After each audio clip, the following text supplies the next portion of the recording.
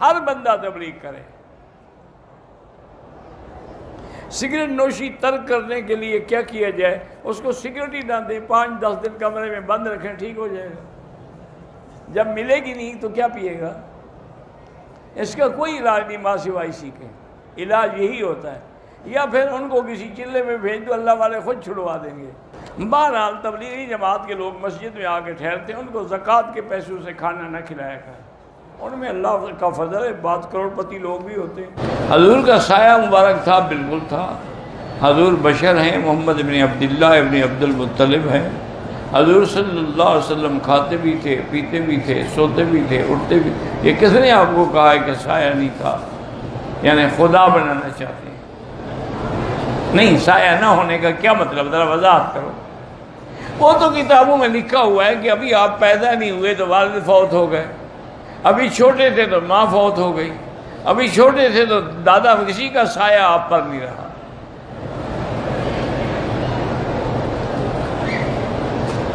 ایک مولوی صاحب تھے، میں نام نہیں لیتا، بڑا معروف آدمی تھا، مجھے حرم میں ملے، مجھے کہتے ہیں وکیل صاحب آپ ہمارے خلاف بڑی سخت تقریریں کرتے ہیں کہ یہ دھمال کھیلتے ہیں، اور وہ تو بھئی وجد کی کیفیت ہوتی ہے، وہ دھمال تو آپ نے بنا رکھا ہے، تاکہ جبکہ صحیح حدیث میں ہے کہ حضور پاک جبل صبیر پہ جو احد کے ساتھ ہے، ایک روایت میں ہے کہ آپ احد میں تھے، وہ احد اور صبیر ملے ہوئے ہیں اصل میں، تو اس پہ کھڑے تھے، تو آپ بھی تھے، حضرت ابو بکر بھی تھے، اور حضرت عثمان، حضرت عمر بھی تھے، تو وہ جو پہاڑ تھا نا جی، حضور کی خوشی میں دھمال کھیلنے لگ گیا۔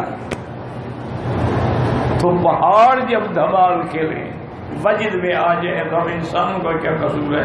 میں نے کہا مولوی صاحب تم نے حدیث پوری نہیں پڑھی، لوگوں کو دھوکہ دو، میں تو طالب العلم ہوں، مجھے تو دھوکہ نہ دو، تم نے حدیث پوری نہیں پڑھی ہے۔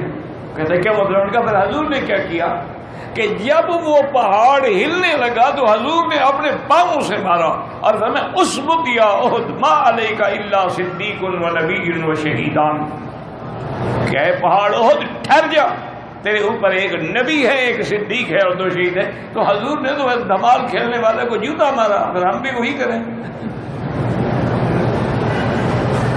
اس کے بعد کیا بات یار، تمہارے ساتھ بات کرنے کا فائدہ ہی کوئی نہیں، نقصان ہی ہوتا ہے۔ کہا میں نے تو آپ کو نہیں بلایا، آپ وہاں پہ چل کے آ گئے اور مجھے حدیث سے دھمال ثابت کرنے لگ گئے۔ تم نبی پر اور اس پہاڑ پہ جس سے حضور سے محبت ہو اس میں جھوٹ بولو تو میں سخت بات، میں نے سخت بات میں نے کہا حضور نے کیا فرمایا آگے، یہ حدیث میں ہے کہ نہیں ہے؟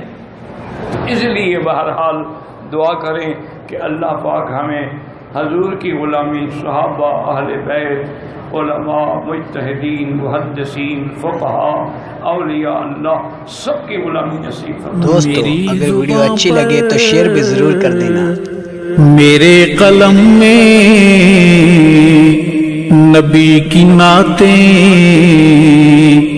نبی کی باتیں